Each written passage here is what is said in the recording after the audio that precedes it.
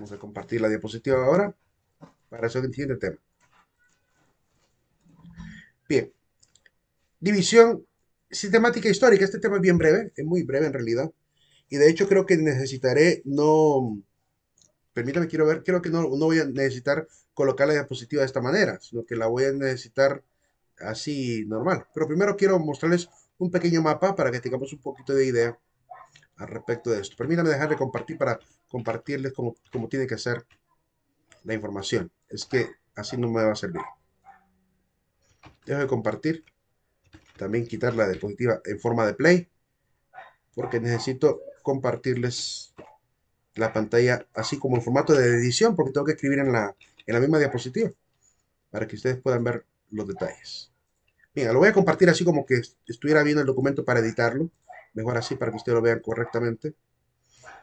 Pero primero el mapa, antes de ver la parte de escritura.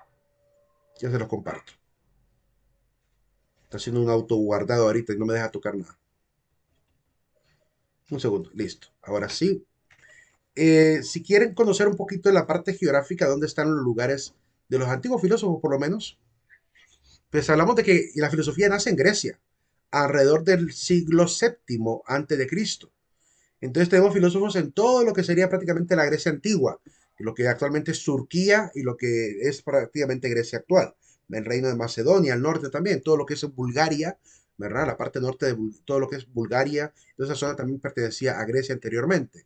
Creo que llegaba hasta el reino de Macedonia y Albania, hasta ahí llegaba todo el reino griego y toda la parte de la península Anatolia, que se le llama, o Turquía actual, ¿verdad? Toda esa zona era de Grecia antigua. Algunos de los lugares más renombrados está Elea, ¿verdad? La zona de Elea, que es de donde es el filósofo, ¿cómo se llama? Bueno, de hecho he colocado un filósofo por cada uno o dos filósofos para que podamos verlo.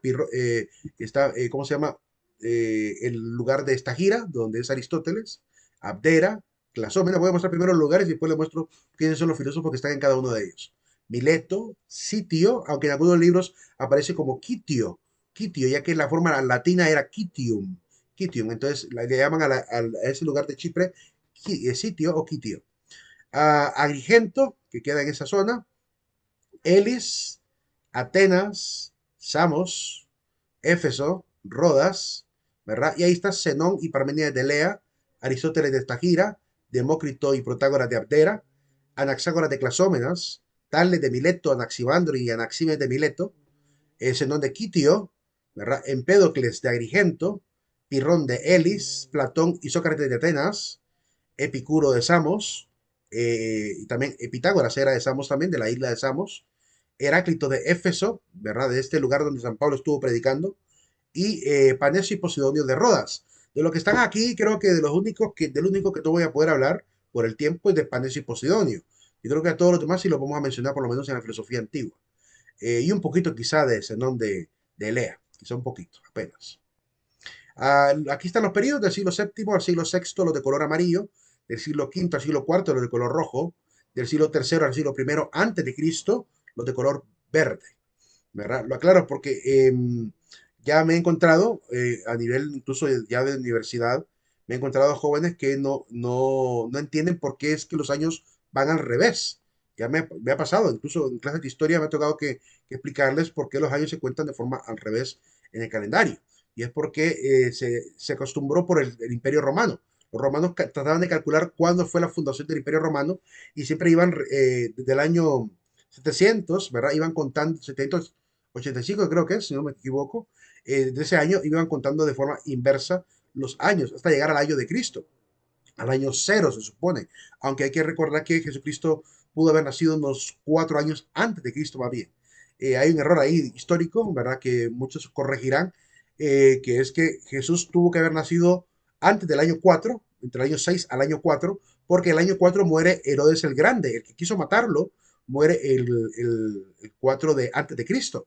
Y si él muere el 4 antes de Cristo y quería matar a los niños menores de 2 años, por lógica, Cristo tuvo que haber tenido 2 años al momento en que Herodes quiso matar a los niños, o mandó a matar a los niños, ¿verdad? De la zona norte de Galilea, con la intención de acabar con aquel niño que hace 2 años supuestamente había nacido. Así que mandó a matar a todos los niños menores de 2 años. Calculaba él, más o menos 2 años desde la época en que llegaron los Reyes Magos.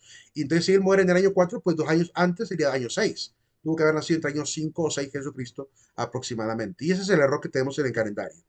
Eh, pero hay que también considerar el tema de la teoría del Big Bang, ¿verdad? Que dice que en nuestra época el universo comienza hace 13.7 billones de años. Entonces se cuenta cuántos billones de años antes de Cristo, ¿verdad? Ocurrió el Big Bang y desde ahí para acá se viene contando en forma negativa, ¿verdad? Esa es la manera como se entiende la forma de por qué es al revés, del siglo séptimo al siglo primero, ¿verdad? La consecución de años. Etapas de la historia de la filosofía, pues las que más o menos vamos a manejar acá. Filosofía presocrática, socrática, platónica, aristotélica, la helénico-romana, la neoplatónica, la cristiano-patrística, la medieval, la renacentista, moderna, contemporánea. Más o menos hasta por ahí. Ahora, para explicarles las ramas de la filosofía, estas son las etapas que vamos a intentar poder ver todas, de verlas todas. Por lo menos hasta la filosofía contemporánea que podamos llegar, ¿verdad? Me sentiría satisfecho si llegamos a la filosofía contemporánea. En todo caso, siempre hay unos temas, como les digo, que van a estar disponibles para poder ver también un poquito más de filosofía contemporánea, porque sí me gustaría que pudieran ver un poco más. Ah, aunque sé que por el tiempo no se podrá. Eh, Antes de ver la parte de la rama de la filosofía, necesitaría quitar la diapositiva porque lo tengo de esta manera. Lo tengo con casillas en blanco, entonces no aparece nada escrito todavía. Lo voy a ir escribiendo porque ahorita les voy a explicar etimológicamente cada una de las ramas de la filosofía. Entonces quitaré la diapositiva para que podamos ver la diapositiva no en formato play y de esta manera podamos ir viendo lo que voy a escribir. Como que fuera una pizarra digital, pienso utilizar el PowerPoint en este caso. Comparto nuevamente esta parte y también en la grabación tengo que hacer el cambio. Permítanme un segundo. Vamos a hacer el cambio aquí también.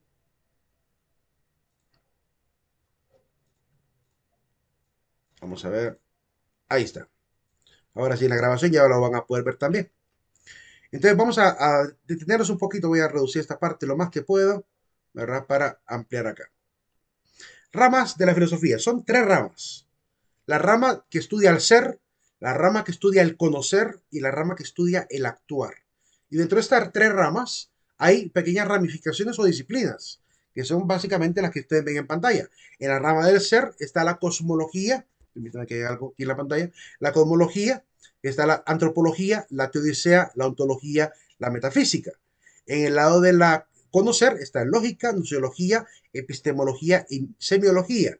Y en el lado del actuar está psicología, axiología, sociología, ética, política, estética y todas las filosofías que son aplicadas, que no las vamos a poder ver porque es lógico que si hay una filosofía del lenguaje, lo que estudia es el lenguaje, pero estas sí requieren un poquito de explicación. Así que voy a explicarles primero de dónde deriva la palabra de cada una de las ramas, ¿verdad? Y cuál es el objeto de estudio, por lo menos para comprender la generalidad. En el lado de la cosmología, viene la palabra cosmos. Permítame cambiarlo a lengua griega, acá, que se me hizo, se me perdió acá, ahí está. Cosmos. La palabra cosmos, permítame que lo tengo todavía en idioma. Cosmos significa mundo, o también significa universo. Así que la cosmología estudia el universo. De hecho, hay otra palabra ahí también junto con cosmos, que es la palabra logos. La palabra logos, ups, tengo que estar cambiando de idioma para poder escribir en griego. Logos significaría en este caso ciencia.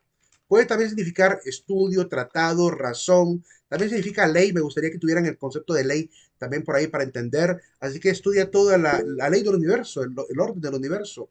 Estudia, ahí está la astronomía incluida. ¿Cómo se llama? Como parte de el... Si a alguien no se le está escuchando correctamente y tiene la cámara encendida, por eso. Porque seguramente está muy sobrecargado el ancho de banda. ¿Verdad? Pueden apagar la cámara para que se escuche más fluido. Gracias ahí por el consejo a la compañera. Bien, prosiguiendo. En el lado de la antropología, así que cosmología estudia el universo. En la carrera que yo estudié, tuvimos una clase semestral de cosmología.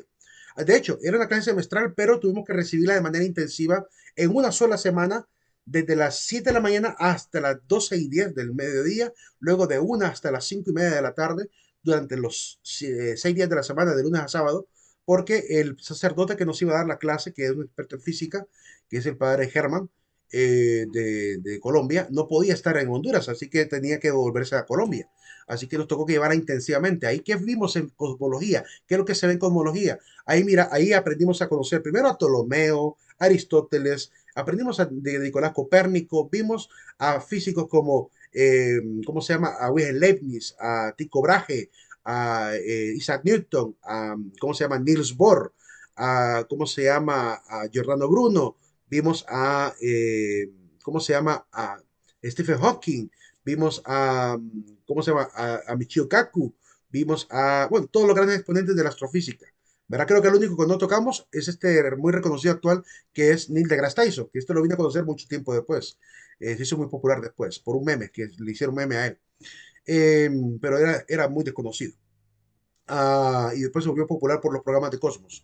Pero pudimos ver a muchos exponentes de la física, de la astronomía, ¿verdad? Que son prácticamente padres de estos sistemas y que ahí pudimos ver qué es el universo, ¿verdad? Y hablamos un poquito de teoría de la relatividad general y especial, y hablamos de los agujeros negros, de varios temas, ¿verdad? Se lograron ver ahí. Ahí tengo todavía el material anillado que el padre nos dejó con toda la información.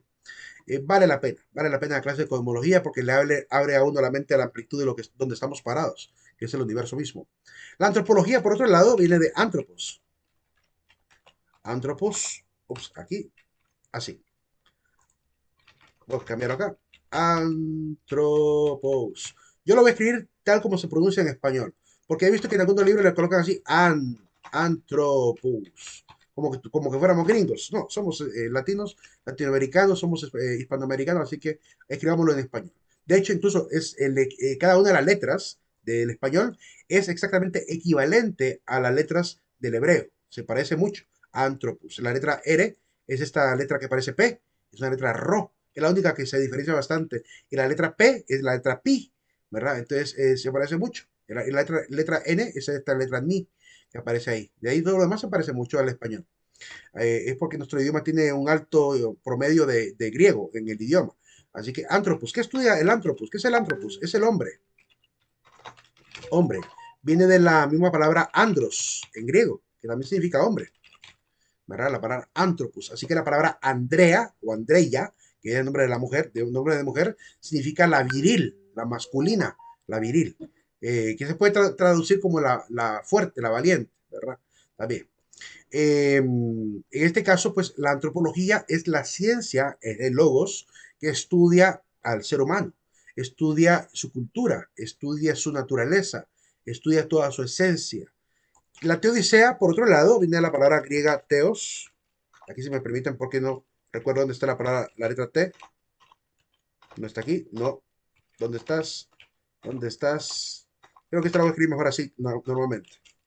Teos, teos. No me deja escribirlo. Lo he cambiado todavía. Ahí está. Teos. Ahí está. La palabra teos, lo dejé en griego siempre, viene de la palabra Dios. Es la palabra Dios en griego. ¿Verdad? Así que la teodicea. Y tiene una palabra en griego también, la otra palabra dike o disea, viene de dique. Dique, así, con la epsilon final. Pero la eta final, que es dique. ¿Qué significa justificar? ¿Qué sería la teodicea entonces? Es la rama de la filosofía que intenta justificar la existencia de Dios, su esencia, sus atributos, sus propiedades. No utiliza la fe para explicar a Dios, solamente la razón. Es una ciencia racional que estudia a Dios. Eh, la ontología, por otro lado, viene de la palabra ontos, ontos en griego, que estudia el ser. Así que es la ciencia del ser en general. Esa es la definición más simple que puedo darles de la ontología. Estudia las causas primeras, ¿verdad? Estudia los efectos últimos del ser mismo. Pues sobre todo el ser en general, el ser físico y también ser abstracto. Aunque hay uno que estudia solamente los seres físicos, metafísicos, o los seres abstractos, seres espirituales, por ejemplo, la metafísica. La metafísica viene de la palabra griega meta, ¿verdad? Y la palabra physis.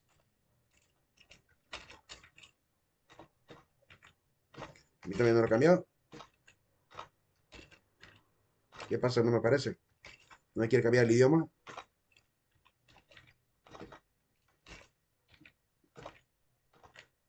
No me quiere cambiar el idioma. ¿Qué pasó? Ahí está. Griego. Ahí está.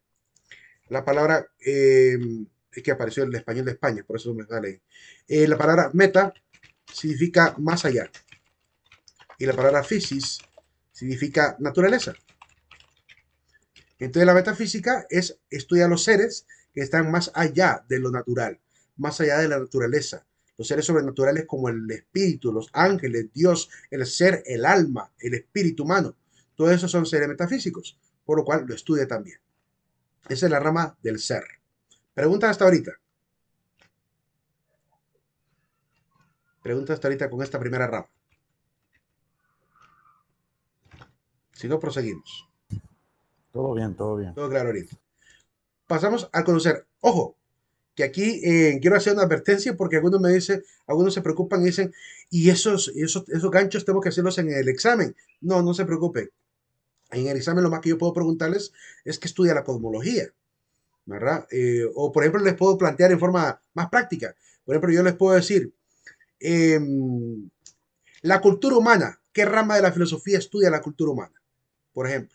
Entonces usted por deducción sabe que la rama que estudia el hombre es la antropología, por lo cual la antropología él puede estudiar la cultura humana, ¿verdad? Ese tipo de preguntas son las que pueden venir planteadas. Si yo le dijera, por ejemplo, eh, ¿cómo se llama? Los planetas. ¿Qué rama de la filosofía estudiaría los planetas? Pues sería la cosmología, ¿verdad? Porque es la que estudia el universo, ¿verdad? Es lo que tendrían que tener más o menos claro, el estudio de cada uno. Dime, Heidi, te escucho. ¿Quién levantó la mano ahí? Veo a Heidi levantando la mano, a Lisette levantando la mano, a Rocío levantando la mano. Entonces, si tienen consulta o es que se quedaron con la mano levantada. Si quieren. Sí, yo le tengo una consulta. Bueno, con respecto a lo que es la diapositiva que se está presentando, el tema y todo, yo estoy haciendo mis anotaciones, ¿verdad? Ujú. Algo resumidas, pero bueno, a veces como usted corre la diapositiva o la página, entonces como que no termino de anotar, no sé si usted va a dejar esto ahí en la plataforma. Sí, ayer se los dije. Ayer en clase les dije que todas las diapositivas yo se las voy a facilitar. Ah, muy bien, Incluso, gracias. incluso al inicio de la clase les enseñé que estaba el video, la diapositiva y la actividad. ¿No le enseñé Sí, hoy? sí, es que bueno, es que con respecto como yo no puedo entrar por eso, por esa Ah, razón no. no sé, ahí va a No estar. la Ahí va a estar disponible. gracias. Ok. Prosiguiendo. La rama del conocer. Veamos la rama del conocer. Primero, lógica. Ya dijimos la palabra logos. La palabra logos. Voy a cambiarlo acá. No sé por qué siempre cambia esto. Ahí está. La palabra logos, ya dijimos que, bueno, tiene mucho significado. Voy a exponer todos los que recuerdo. Es ciencia, estudio, tratado, ley. También significa palabra. Se puede traducir también como verbo. Se puede traducir como razón. También argumento. Así que tiene como 19 significados distintos la palabra logos en el griego. Pero estos son los que más o menos en los cuales los vamos a utilizar. De hecho, voy a escribir la palabra ley con mayúscula también. Le escribiré ley, palabra, verbo en mayúscula, las demás no, pero estas, las anteriores sí, porque la palabra, desde el punto de vista del cristianismo, logos también significa la ley de Dios, la palabra de Dios y el verbo de Dios. Entonces lo voy a escribir en mayúscula también para que sepan esa parte también. Así que la lógica que estudia es la rama de la filosofía que estudia el razonamiento, estudia el argumento, estudia la manera como un argumento puede ser verdadero o falso, la veracidad o falsedad de un argumento. Por lo cual, la lógica maneja todas las leyes, ¿verdad? Proposicionales que nos ayudan a evaluar ese razonamiento. Cuando alguien, por ejemplo, me lanza un discurso, si yo convierto todo ese discurso a matemática, y le aplico todas las leyes de la lógica que conozco, podría llegar a deducir por simples leyes lógicas si me está diciendo una verdad o una mentira, sobre todo si el argumento pretende ser la excusa para llegar a una conclusión, ¿verdad? Que es lo que realmente se evalúa. Se evalúa si la conclusión puede derivar o no de un argumento anteriormente presentado en varias premisas o en varias proposiciones. Entonces, eso se puede transformar a matemática y se puede perfectamente evaluar de manera matemática. A eso le llamamos lógica formal. Y la lógica estudia esto. Pues estudia tanto la lógica material como lógica formal. Ambas las estudia. La nociología viene de la palabra gnosis. No sé por qué no me sale. Ahí está. La palabra gnosis. Que yo recuerdo que en Ocotepeque, en una montaña famosa, había un letrero que decía gnosis. Significa en este caso conocimiento. Significa conocimiento. La nociología es la rama de la filosofía, era la primera rama que estudiaba el conocimiento en general. Pero hoy en día, a la ciencia del conocimiento, no a la teoría del conocimiento, diríamos que nociología es como la que estudia las teorías del conocimiento. Pero la siguiente rama es la que actualmente llamamos la ciencia del conocimiento. Porque la palabra epísteme, que es la palabra que da origen a epistemología, epísteme, creo que termina con una E final así, epísteme,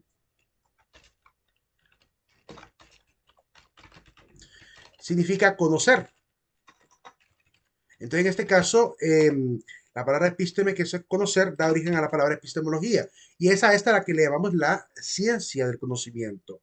De hecho, ya casi no hablamos de nociología, ¿verdad? Se ha quedado como una pequeña ramita dentro de la epistemología. Se hablaba en la antigüedad. En la antigüedad sí se hablaba mucho de la nociología, de la gnosis. Aún en época cristiana, en los primeros años del cristianismo, se hablaba del gnosticismo, se hablaba de los gnósticos cristianos que creían adquirir ellos en la gnosis de la filosofía religiosa, entender a Dios. Creían ser la élite ellos del conocimiento de lo divino. Y al final fueron considerados dentro del mundo cristiano como una herejía más, es decir, como un grupo sectario que no tiene nada que ver con el Evangelio. Pero sí tiene esa raíz etimológica.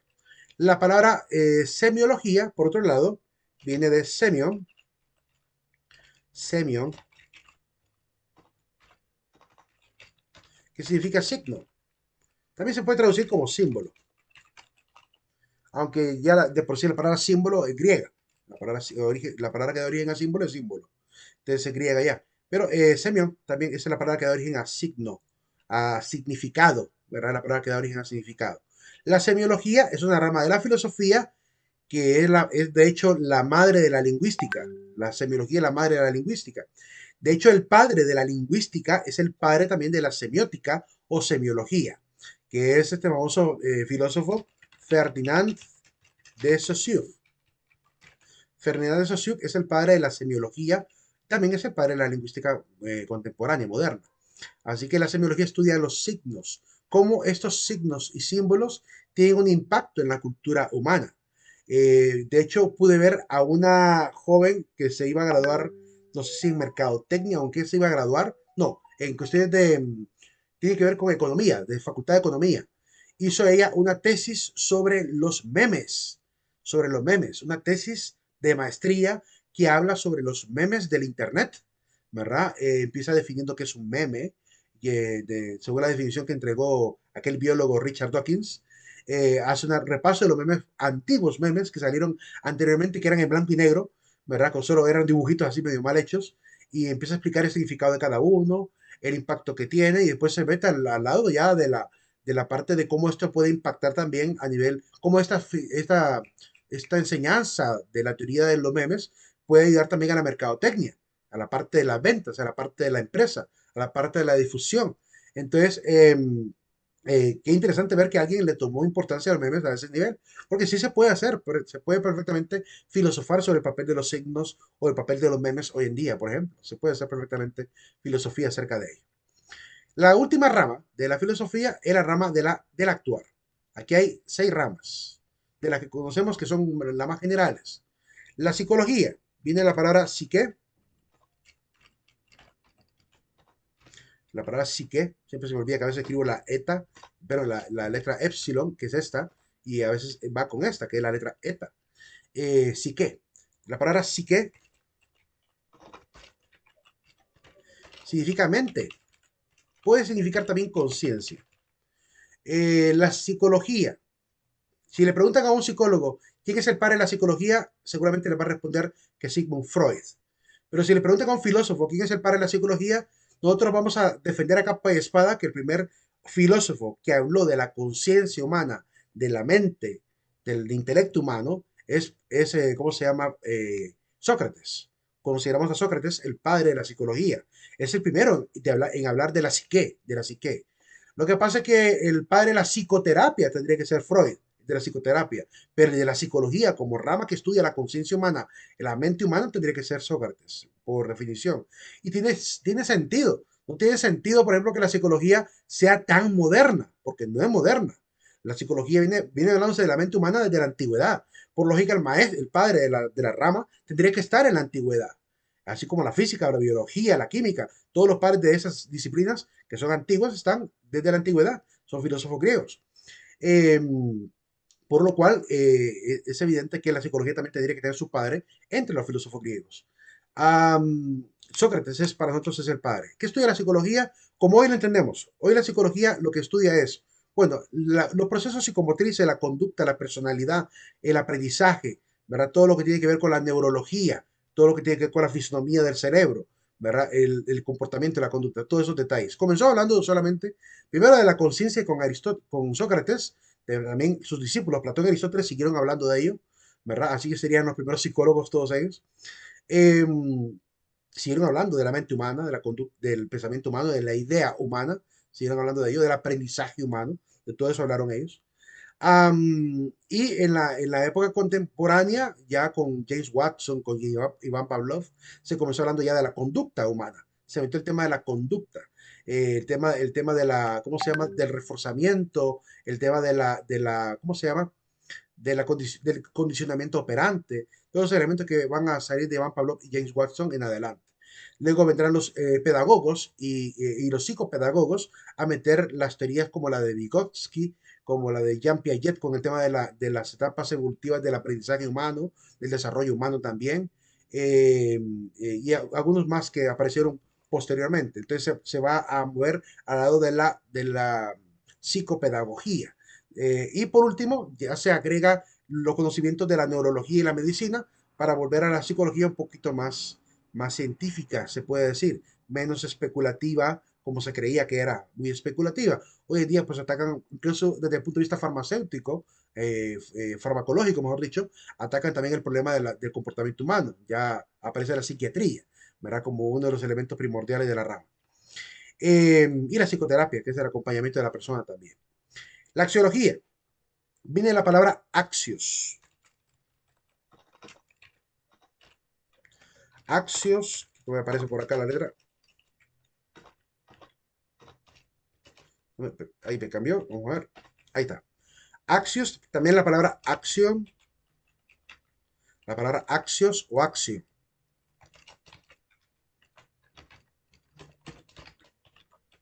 ¿Qué significaría valor? Son dos formas de escribir, dependiendo de lo que quiera decir. Si quiero decir el valor o simplemente decir valor, se puede escribir de diferente manera al final. Depende del artículo que le coloque. Ya que en el griego se declina un poquito. Hay algunas palabras griegas que son declinables. Y la declinación es lo que hace cambiar a veces los sustantivos e incluso los verbos. Hace cambiar el final de las palabras. Valor. Entonces es la ciencia, es la rama de la filosofía dentro de la ética. Es una rama de la ética también. De hecho, aquí lo voy a definir abajo, que estudia los valores, las virtudes, ¿verdad? Es una disciplina muy nueva. En realidad creo que a finales de 1970 aproximadamente comienzan algunas obras de axiología muy fuertes, ¿verdad? Así que es bastante nueva esa rama. Aunque de los valores, de las virtudes, los primeros filósofos que hablaron de ello fueron Sócrates y Platón. Aristóteles también habló de la virtud. Así que en la obra de Ética Nicómaco, ahí habla de las virtudes, como la templanza, la prudencia, la fortaleza, la justicia, todas esas virtudes. Así que viene de la antigüedad, pero como rama es muy moderna. La sociología, esta no es una palabra griega, viene de socius en latín, que en este caso pues significaría social, es la condición humana de ser sociable. Así que lo que estudia es la conducta social o estudia también las interacciones sociales. Estudia obviamente la sociedad misma, es lo que estudia esta rama, estudia la sociedad misma, lo que llamamos las societas. En el latín era societas, la palabra para sociedad. Así que esa es la raíz etimológica de la palabra, estudia la sociedad en general. Hoy en día lo que se ve en sociología, sobre todo a nivel de las diferentes facultades de universidad, en la carrera de filosofía se ven dos sociologías, 2 semestres de sociología. En la carrera normalmente de universidades se ve una sociología, que es más o menos la introducción a los sistemas de la misma sociología, teorías sociopolíticas, socioeconómicas y filosóficas, que obviamente van a ayudar ayudan a comprender obviamente la sociedad misma. Se ven tanto economistas como historiadores, como antropólogos, como filósofos en esa rama hoy en día. La ética. La ética viene de la palabra ethos, aquí diferente, ethos, ¿cómo sale? Ahí está, la palabra ethos, que significaría costumbre, también refugio, morada. La palabra ética. Cuando alguien, por ejemplo, no sé si les ha pasado que cuando un hijo de ustedes, sus hijos, se enojan con ustedes, se cierran en el cuarto. No sé si lo han visto. Cuando yo me enojo con mi hija o ella se enoja conmigo, ella se va para su cuarto. Ese es su refugio, donde ella tiene su código. Ahí en su cuarto ella tiene su código de pensamiento. Irse al cuarto para ella es prácticamente resguardarse en lo que ella cree. Es su morada, es su refugio. Pues también en el intelecto humano tenemos esos refugios, donde tenemos un código de normas, código de valores, código de comprensión. Tenemos prejuicios, tenemos convicciones que nos sirven obviamente como fundamento, pero normalmente son convicciones morales, éticas, que nos ayudan obviamente a dirigir nuestra conducta y a mantener una visión clara de lo que yo quiero. Entonces, retornar a ese refugio es como cuidar ese código de normas que yo tengo. Ese mismo refugio me ayuda a mí a ser coherente conmigo mismo, a decir, yo no voy a hacer esto porque según en mi ser, en mi refugio personal, mi ética me dice que no tengo que hacerlo. Así que si yo no lo haría en la intimidad, no lo voy a hacer tampoco en lo público. Entonces, ese refugio que tengo de normas morales es lo que a mí me hace ser cada vez mejor, cada vez más bueno. Así que la ética es esto. La ética es aquella disciplina, hoy en día se tiene como la rama de la filosofía, que te enseña cómo ser siempre correcto. ¿Cuál es la diferencia entre ética y moral? Lo voy a explicar de una sola vez. La diferencia entre ética y moral. La moral es lo que yo defino como costumbre. De hecho, la palabra mor o more en latín, mor en alemán, more en griego, pero more en latino, significa también costumbre. Por eso se generó la confusión, que mucha gente cree que ética y moral es lo mismo, porque ambos tienen la misma raíz etimológica que significaría costumbre o refugio. Sin embargo, la moral es costumbre en el sentido de las normas que hemos definido como correctas e incorrectas en la sociedad. Es decir, el conjunto de normas que me ayudan a definir lo bueno y lo malo en una comunidad, eso es lo que llamamos el código moral. Esa es la moralidad. La moralidad es lo que yo defino como bueno y malo. Mientras que la ética es lo que me ayuda siempre a ser bueno, ¿verdad? Muy diferente. Porque obviamente la ética necesita de un código moral para poder determinar esto es bueno, esto es malo, así que siempre me tengo que ir por este lado, por lo bueno, y no irme por lo malo. Pero se ocupa de ambas, van de la mano. ¿Alguien hizo una pregunta por ahí? Buenas noches, Buenas licenciado. noches. Mi nombre es Joel Enamorado.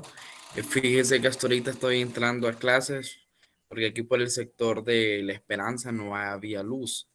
Entonces, no sé si me puede excusar ahí. Ok, no hay ningún problema. No hay ningún problema. Gracias, No te licenciado. preocupes. Ok. Bien, prosiguiendo. Vamos a ver. ¿No estás en la lista, Francis? Bueno, la clase de ayer no la recibí porque había un problema con la universidad en la plataforma. Me han asignado otras clases y hoy fui a arreglar eso porque en las otras clases aparecen hasta el segundo bloque las clases. Entonces me habían dicho que me tocaba esta clase en este bloque, Ok, pero al final no me lo habían asignado. Me explico. ok. Entonces hoy fui a arreglar a la U y me asignaron la clase. Así Ok, que pido disculpas, está bien. No te licenciado, por preocupes. no pude estar ayer. No te preocupes. Estamos comenzando. Es normal en el primer día de clase. Bien, prosiguiendo. Entonces, intentamos. La moral es un conjunto de normas. La ética es lo que te enseña a ser siempre recto. Esa es la diferencia primordial. Política. La palabra política viene de una palabra sí griega, también latina. La voy a escribir primero en griego. Polis. Escribo polis. En latín pues es igual, ¿verdad? Polis. Ups. Aquí no voy a poder escribirlo. Polis en latín, igual. Significaría pueblo, muchedumbre. También se puede traducir como multitud, varios. Multitud, varios. Por eso polifacético es que tiene varios rostros o varias caretas. Alguien polímata, un polímata es alguien que tiene mucho conocimiento, ¿verdad? Como Leonardo da Vinci, que había de muchas ramas, de técnicas pictóricas, filosóficas, hasta espirituales. Entonces, igual, y gran inventor también. La política tendría que ver con el pueblo, específicamente en este caso, y la terminación que es la terminación ica, voy a escribirlo aquí a la par, la terminación ica es una raíz etimológica, es un sufijo griego que hace referencia a algo relativo a. Entonces, la política es aquello que está relativo al pueblo.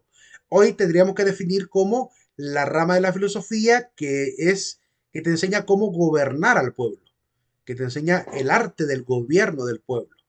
Desgraciadamente la palabra política se ha desvirtuado y hay una filósofa griega que ha querido cambiar la palabra política y yo le acepto ese cambio y de hecho lo voy a cambiar ahorita mismo, lo voy a poner en rojo incluso, ¿verdad? Perdón, lo voy a poner en rojo esta letra, le voy a poner la palabra letra E en rojo. La filósofa Hannah Arendt quería cambiar la palabra política de la filosofía por poliética, porque dice que la palabra política ya ha sido demasiado violada, ¿verdad? Ultrajada, ya perdió la virtud que tenía de fondo como rama de la filosofía. Así que ella quiere llamar la rama de la filosofía poliética. Ella es politóloga, ¿verdad? Reconocida como filósofa, aunque nunca le gustó que le dijeran filósofa. Siempre está catalogada como filósofa, aunque a ella no le gustó el término, le gustaba que le dijeran politóloga o politology, ¿verdad? En inglés. Y ella hizo ese cambio y yo se lo acepto.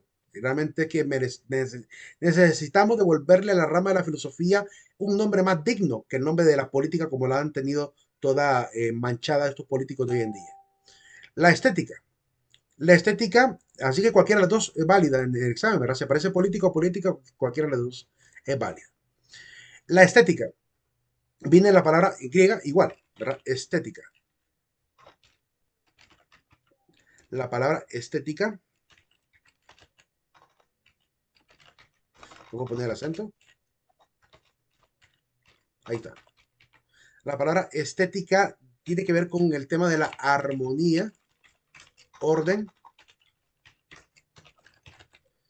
aunque también tanto del universo como el orden de lo moral. Hoy se entiende ambos. Hoy se habla de estética moral hoy en día. Porque se puede aplicar a la armonía del universo, de las cosas, de la geometría del universo, la matemática del universo. Así que originalmente estudiaba eso, estudiaba la armonía del universo en el sentido de lo matemático, en el sentido de lo geométrico. Cuando miremos a Anaximandro, ahí hablaremos un poquito de ese orden universal. Y también hoy se entiende pues como el orden de lo moral, el orden de la belleza moral de una persona, ¿verdad? También por ese lado se entiende también. Bien, ahí se lo voy a dejar en la diapositiva para que lo tengan así, ¿verdad? Con cada significado, y tanto en griego como en latino, y su significado en español, la forma como se debería de pronunciar en español también. Bien, salimos de esta presentación y vamos a pasar a la otra parte. Dejo de compartir. Para compartirles voy a cambiar también aquí en el navegador. Permítanme. Ya les comparto nuevamente la diapositiva. Les comparto ahora. Vamos a revisar rápidamente esta etapa de la historia de la filosofía. Solo quiero volver a enmarcar lo que ya antes mencioné, y es que estas ramas de la etapas de la filosofía pues tienen obviamente una consecución también de temas. Es decir, que cada grupo de etapas en realidad también es, ¿cómo se llama? Permítame que no ha cambiado aquí la diapositiva. ¿Por qué no ha cambiado? Ahí está. Ahora sí. Cada etapa de la filosofía, pues, o cada grupo de etapas, también es un tema particular, que es importante. ¿verdad? Así que solamente enmarcar ese detalle, para que vean dónde trataremos del mundo, dónde trataremos del hombre, de Dios, de la ciencia, política y cultura. Nada más para que lo tengan como dato curioso. Temas fundamentales de la filosofía. Pues como dijimos, la filosofía estudiaba originalmente el ser, en general. ¿Y qué es lo que estudia del ser? Pues, por ejemplo, el ser como el cosmos, ¿verdad? Del cosmos nos preguntamos sobre la estética, del hombre, nos preguntamos sobre su libertad, por ejemplo. De la cultura estudiamos, por ejemplo, los valores. De la religión o de Dios estudiamos, por ejemplo, el espíritu. De la ética o de la política estudiamos el sentido del deber. En el conocer estudiamos la lógica. En la ciencia estudiamos el método. Y en el conocimiento estudiamos la verdad. Entonces, pueden ver que por cada uno de los seres hay uno o varios temas, pueden haber muchos temas del hombre, la libertad, el sentido de los derechos, de las virtudes, todo eso del hombre, de la religión, el espíritu, la devoción, el uso de la razón en medio de la fe y razón, por ejemplo, la lucha fe y razón si es que hay lucha. En cuanto a la lógica, por ejemplo, en cuanto a conocer, podemos hablar de la lógica, podemos hablar de los argumentos racionales para los mejores métodos de investigación científica. El método mismo, el método científico también es parte tanto del conocer como de la ciencia. Entonces, todos esos detalles podemos perfectamente ampliar mucho de ello. Vamos a tratar de verlo alrededor de la clase también. Pedro Chávez Calderón, en la página 4 del libro de la clase, nos regala algunas características de los problemas filosóficos. Dice que por lo menos son constantes, es decir, se han mantenido a lo largo del tiempo, ¿verdad? No como soluciones, sino como problemas. Por ejemplo, el problema del hombre parece que no va a tener nunca solución, porque cada vez que avanza la cultura, aumenta aún más la duda sobre hasta dónde va a llegar el ser humano. En la famosa película que se hizo muy popular de la famosa actriz Scarlett Johansson y Morgan Freeman, llamada Lucy, en esa película exploran hasta dónde puede llegar la intelectualidad humana. Si el hombre pudiera controlar el 100% de la inteligencia que puede guardar en el cerebro. Si pusiera a funcionar el cerebro al 100%, ¿qué habilidades podría llegar a tener el ser humano? Si apenas con el 5 al 10% que han utilizado los seres humanos, o hemos utilizado, logramos hacer muchas cosas importantes, qué pasaría si dominamos el 100% y lo llegáramos a utilizar al 100%?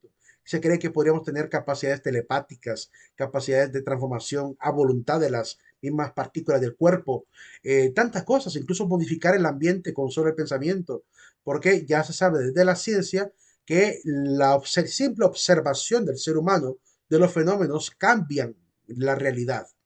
No sé si ustedes han visto, por ejemplo, o han visto este experimento de la doble rendija. El experimento de la doble rendija es que están lanzando fotones de luz, están mandándolos como partículas, ¿verdad? Unas partículas diminutas, las envían fotones a través de dos rendijas, digamos un muro de metal, una placa metálica, y mandan un montón de fotones que pueden entrar por las dos rendijas y cuando están viendo el fenómeno, se produce pues doble rendija, es decir, se puede ver que hay doble rendija, que hay una especie de doble rendija. Pero cuando yo no observo el fenómeno, cuando no se está observando el fenómeno, la partícula se comporta como si tuviera inteligencia. Es decir, cuando yo la veo, se va como pienso yo que se iría. Se va a ir recto por cualquiera de las dos rendijas, se va a generar un espectro de dos rendijas. ¿Ok? Pero si no lo observo, y lo observa una máquina, por ejemplo, que no influiría de manera evidente con su mente, sino que solamente captará el fenómeno y lo leen, lo guardan con un medidor, se dan cuenta que genera un espectro, donde aparecen dos rendijas y un montón de pequeñas rendijas difuminadas. Entonces pareciera como que la partícula llega a la doble rendija y cuando llega al punto de querer entrar, como que a veces se va por una, a veces se va por otra y a veces en el punto este se divide en dos y se va por ambas al mismo tiempo. Como que se divide la partícula y se va por ambos lados. Entonces se dan cuenta los científicos de algún misterio del universo, que es que cuando el ser humano observa la materia, con el simple hecho de observarla, ya está influyendo en cambiar la materia. La cambia con solo observar la materia. Entonces ahí uno se pregunta, imagínense qué efecto tendrá, por ejemplo, orar para cambiar la materia, como pasa en las oraciones del mundo cristiano, que se cree que Jesús convirtió el agua en vino, que se cree que sanó enfermos, con solo orar por esa materia llamada enfermo, llamada agua, para convertirla en vino. Entonces, ¿se puede llegar a mutar hasta ese nivel la materia? Pues por lo que podemos ver desde el punto de vista de la religión, sí. Así que este tema de qué es el ser humano va a seguir dando mucho que hablar en el futuro. Tenemos mucho de qué seguir explorando, por lo cual no se va a acabar. Segunda característica, la generalidad. Habla de los problemas más universales. Ya hemos visto la universalidad como parte de las características, así que utiliza su método para hablar obviamente del conocimiento universal. Y la universalidad, ¿verdad? Los problemas que vamos a tener son problemas también universales. Es decir, si hablamos de la vida, afectará a todos los seres vivientes. Si hablamos de la muerte, pues afectará a todos los seres mortales. Si hablamos de la justicia, afectará a todos los seres humanos. Afecta la universalidad de los seres, ¿verdad? Cuando yo trato un problema filosófico es porque va a afectar a toda la realidad, tanto del ser humano como del universo mismo. Y esa es una cualidad muy evidente. Problemas fundamentales de la filosofía, por lo menos enumerarlos. El problema de la apariencia y la realidad, que ya lo vamos a ver. El bien y del mal, que también lo vamos a ver ahí con el señor Platón. La certeza del conocer, la verdad y la falsedad, lo miraremos con Aristóteles. La vida y la existencia de la materia, pues ahí lo vamos a ver con todos los filósofos que hablaron acerca de la existencia. La trascendencia y el materialismo, también lo vamos a ver, ¿verdad? En muchos filósofos. El racionalismo, el empirismo y el idealismo, también trataremos de llegar hasta ahí, primero Dios que podamos llegar hasta ahí. El valor de la filosofía, también este tema, más que tratarlo, más que decirle yo, por esto es importante la filosofía, ustedes lo van a ir descubriendo, ustedes van a ir evaluando si los conocimientos que vamos a ir adquiriendo tienen o tendrían o no tienen impacto sobre la sociedad y de qué manera pueden ayudar o no ayudar a la sociedad. Ustedes van a hacer esa evaluación al final. Ustedes son los que van a determinar si tiene valor o no lo que vieron en esta clase. Esa tarea se la voy a dejar a ustedes. Ustedes mismos en su propia vida van a evaluar, ¿me sirvió de algo o no me sirvió de algo la clase? El problema del deber y del ser también es un dilema muy interesante en la filosofía.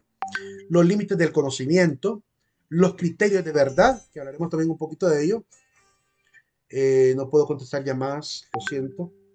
Disculpen, chicos. Por eso les decía el día de ayer que no respondo a llamadas. Dejen el mensajito nada más y después lo vemos al final de la clase.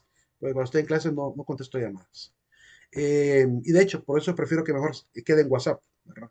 Escrito o en audio, para que esté muy claro lo que me dicen y esté muy claro lo que yo les respondo. Los criterios de verdad, hablaremos un poquito de los criterios de verdad cuando miremos el tema del conocimiento, y los límites y criterios de verdad. Ahí lo vamos a ver. Además tenemos el tema de la filosofía, ¿debe ser teórica o debe ser práctica? Porque hay mucha gente que si le dan a elegir cómo quieren que sea la clase, que sea más práctica o sea teórica, la mayoría de la gente se va por la parte práctica. Y tiene una razón de ser, de por qué la mayoría escogería la forma práctica. La escogería porque no nos gusta la memorización. Ese es el principal temor que tenemos con lo teórico, que no nos gusta memorizar. Pues yo les traigo una nueva, no nueva, una antigua enseñanza. Y es que lo que usted sabe y lo que usted va a saber o lo que usted debería de saber no va a estar en su cuaderno, no va a estar en la diapositiva, no va a estar en el libro de la clase, no va a estar en la USB o en el celular o en la computadora. Lo que usted va a saber como profesional tiene que estar aquí, jóvenes, en la mente, en el intelecto, en la memoria. Así que menospreciar la capacidad de la memorización humana es despreciar el ser intelectual. Automáticamente es un desprecio de la intelectualidad. Y créame que la mente humana tiene una capacidad de memorización que nos asustaríamos de la capacidad que tiene si lo pusiéramos en práctica. Yo descubrí la capacidad que mi mente tenía para memorizar cuando un maestro de la Facultad de Filosofía nos dijo, bueno, hoy es el primer día de clase, me presento, soy el padre tal, y les tengo la pregunta para examen, cópienla, pregunta para examen. Solo hay una pregunta y vale 100 puntos. Cuando dijo eso, a todos nos palpitó el corazón. ¿Qué nos va a preguntar, Dios santo? Y nos dice, la pregunta para el día del examen es la siguiente. Como era la clase de Teodicea, y ahí vimos la existencia de Dios, la pregunta era, escriba las 5 vías de Tomás de Aquino con su explicación. Punto. Ya estuvo. Esa era la pregunta para el examen semestral. Entonces teníamos que memorizarnos como que fuera el himno nacional, las 5 vías de Santo Tomás de Aquino y las 5 explicaciones de la vida de Tomás de Aquino. A esta altura apenas recuerdo fragmentos, ya se me ha olvidado, porque eso fue en el año 2002, 2003. fue esa clase, o sea, hace mucho tiempo. ¿Verdad? Todavía recuerdo algunas cosas. La primera y más clara se funde en el movimiento. Es innegable y consta por testimonio de los sentidos que en el mundo hay cosas que se mueven. Pues bien, todo lo que se mueve movido por otro, ya que nada se mueve más cuanto que está en potencia respecto a aquello para lo que se mueve. Pues mover requiere estar en acto, ya que mover no es otra cosa que pasar de la potencia al acto, y esto no lo puede hacer más que lo que está en acto mismo. Ese es un fragmento de la primera vía. Entonces, para que vean que la capacidad mental para memorizar es muy grande. Entonces, yo creía que no iba a tener la capacidad de hacerlo y llené 8 páginas de examen en ese periodo. Le hice 98 esa clase. Un compañero le hizo 100. Un compañero mío, el padre Elmis Guardado, le hizo 100% de la clase. Yo me equivoqué en la vía número 3 de la contingencia porque olvidé explicar qué es contingencia. Hoy ya lo entiendo, no se me olvida. Pero en aquel momento lo olvidé por esas pequeñas 2 líneas que no coloqué, me hice 98. Pero entendí, gracias a este maestro, entendí que la capacidad de la mente para memorizar cosas era muy superior a lo que realmente creemos. Jóvenes, antes de que hubiera telefonía digital, todo el mundo se memorizaba los números de teléfono en la cabeza. Nos sabíamos el número de teléfono de los papás, de los amigos, de los primos, nos sabíamos del número de teléfono de todos. Solo llegó la tecnología y nos volvimos obsoletos en la memorización. Nos volvimos obsoletos. Los smartphones nos hicieron ser tontos. Los teléfonos inteligentes nos han convertido en una civilización tonta, porque pareciera que no tenemos la capacidad de hacer lo que hacíamos antes. Seguimos teniendo esas capacidades. Confíe en su capacidad racional. Usted puede memorizar todo lo que usted se pueda poner en meta de memorizar. No desprecie su capacidad de memoria. Además, ejercitar esa capacidad de memoria ayuda a ejercitar el cerebro como un músculo, porque el cerebro es un músculo. Y si usted lo ejercita con la memorización, usted puede tener mejor ejecución al momento de razonar. Además que seguramente no va a padecer de Parkinson, pero no va a padecer de estas enfermedades de tipo amnesia, por ejemplo, de la pérdida de memoria en la vejez. Yo conozco gente muy anciana con una mente prodigiosa. Bueno, el padre que nos daba latín era un sacerdote de 85 años. 85 años enseñándonos latín, ¿verdad? Y además nos dio clases de inglés con tranquilidad. Latín e inglés con mucha tranquilidad. Y solo estaba ahí medio sus apuntitos y el resto era la clase explicada en la pizarra.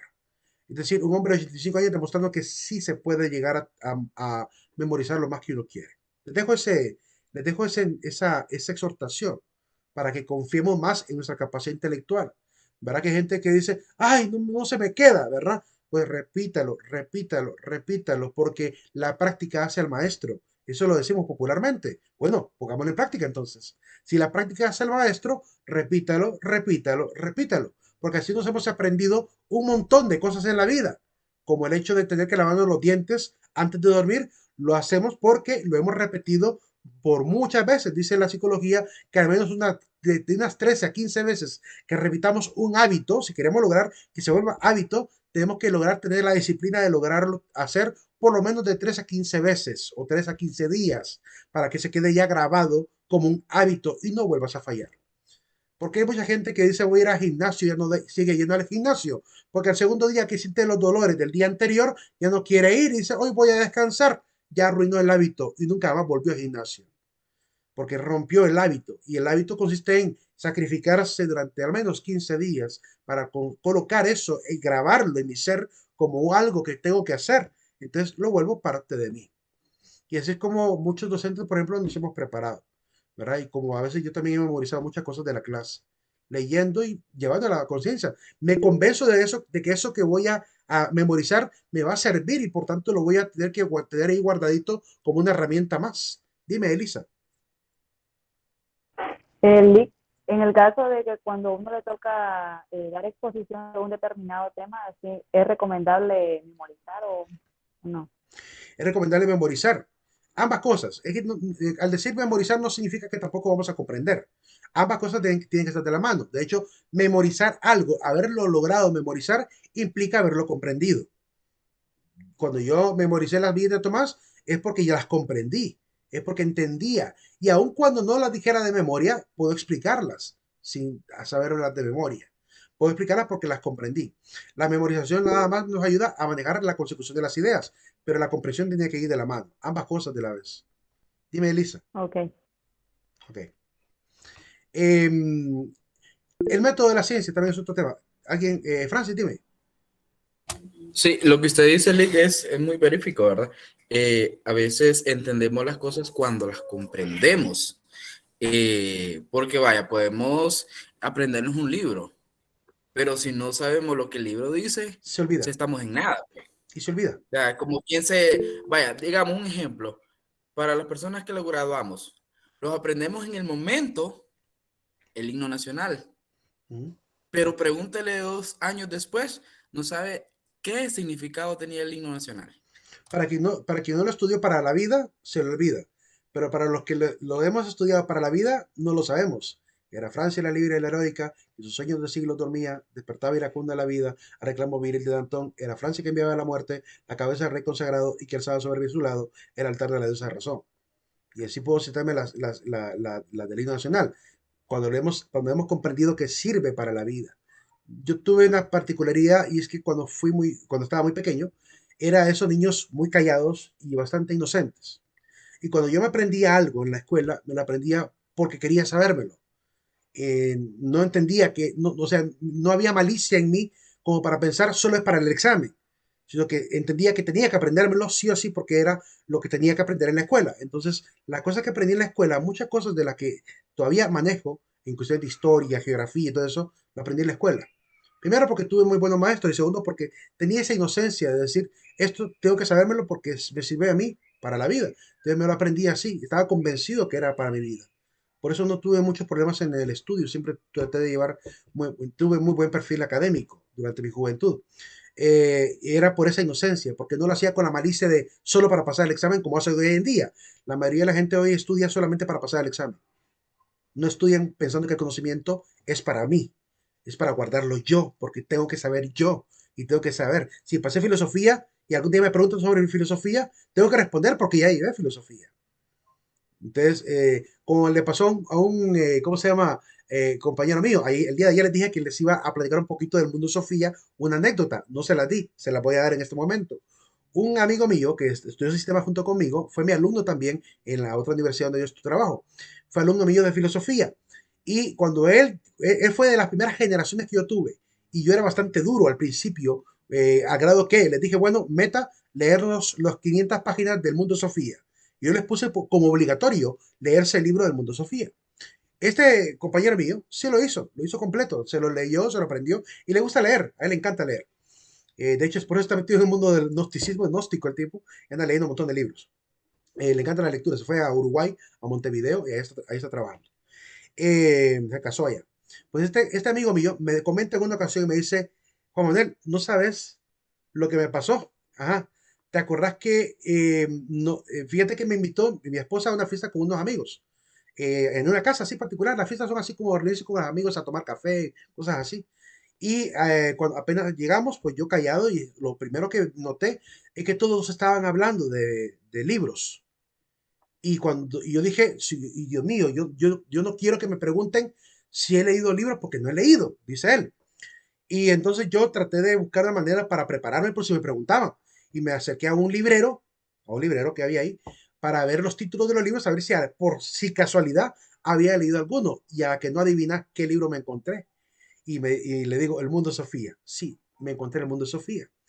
Y cuando me hicieron la pregunta, porque me la hicieron, me preguntaron, ¿y qué libro has leído vos? Entonces yo le dije, El Mundo de Sofía.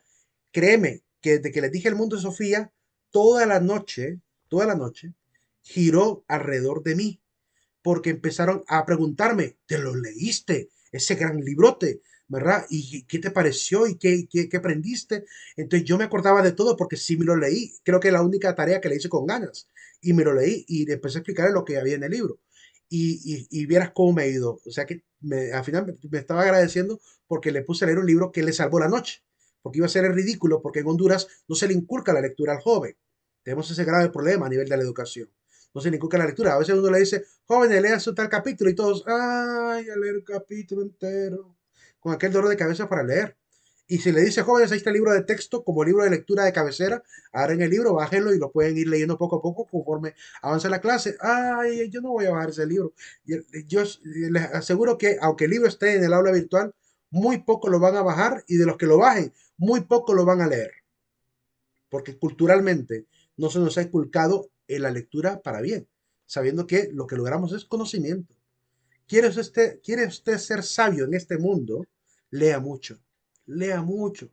Si quiere ser conocedor, tal vez no sabio, pero conocedor de muchos temas, lea, porque no hay otra manera que usted pueda aprender. No espere que solamente en la universidad le den todo. La universidad apenas te da la estructura mental para poder enfrentarte al conocimiento. Y filosóficamente creo que es una de las enseñanzas que les traigo. Entender que el estudio universitario solamente para darte estructura, la profundidad la adquieres tú mismo, con tu compromiso de ir a una biblioteca, de meterte a bajar un libro para leértelo como libro plus, libro extra, ¿verdad? Para ir acrecentando tu conocimiento, además de lo poco que puedo explicar yo en clase en apenas tres fines de semana. Perdón, tres encuentros que tengamos, que es muy poco lo que vamos a poder ver. Es parte de la enseñanza de la clase, que nos motivemos. Otro problema fundamental es la relación entre mente y cerebro. Hasta dónde vamos a poder llegar con el cerebro humano. Algunos aluden al tema de la inteligencia artificial. Desde Alan Turing en adelante se volvió un problema, un dilema de hasta dónde van a llegar las máquinas con el intelecto y hasta se hacen la pregunta, ¿será que podremos llegar a conectar el cerebro humano a la máquina? Y hombres como Stephen Hawking llegaron a decir que sí. Él antes de morir dice que en el futuro la mente humana se va a poder llegar a fusionar, a unir con tecnología de avanzada. De hecho, ya hay ojos biónicos, ya tenemos corazones biónicos, manos biónicas, extremidades biónicas, eh, ya tenemos prótesis de ese tipo que simulan lo del ser humano, como esa mano robótica que puede hasta tocar ya guitarra, ¿verdad? Y es una mano robótica conectada simplemente a la lectura de la parte nerviosa del cuerpo humano y algunos incluso con electrodos conectados directamente a la cabeza. Entonces ya existe tecnología al respecto, por lo cual estamos cada vez más cerca de llegar a eso. ¿Hasta dónde va a llegar el ser humano? Es pregunta filosófica. La libertad humana, las falacias. De hecho, hay un video que les voy a pedir que lo puedan ver, llamado el de las falacias lógicas. Si veo que el tiempo puede alcanzarnos, lo vamos a ver acá. Si no, lo dejaré como un video diferido para que realmente ustedes lo puedan explorar. Eh, porque creo que lo más que nos podemos, lo mínimo que nos podemos tardar viendo ese tema es alrededor de una hora. Entonces, y el tiempo es muy corto para darle demasiado tiempo solamente a ese tema. Así que por eso les digo, voy a tratar de ver. Si veo que vamos avanzando bien, lo vamos a ver. Si no, pues estará el video ahí ya explicado por mí mismo también, ¿verdad? Y con algunos ejemplos de la vida cotidiana para comprender cada una de las falacias que nos ayudan a detectar cuando alguien nos está mintiendo. Cuando alguien nos está mintiendo. Para eso son las falacias lógicas. Para determinar cuando en el marketing, en la política, en la economía, en la religión, te están engañando. O en el discurso, pues, cotidiano. El futuro es un problema fundamental. El problema de la existencia de Dios es un problema fundamental.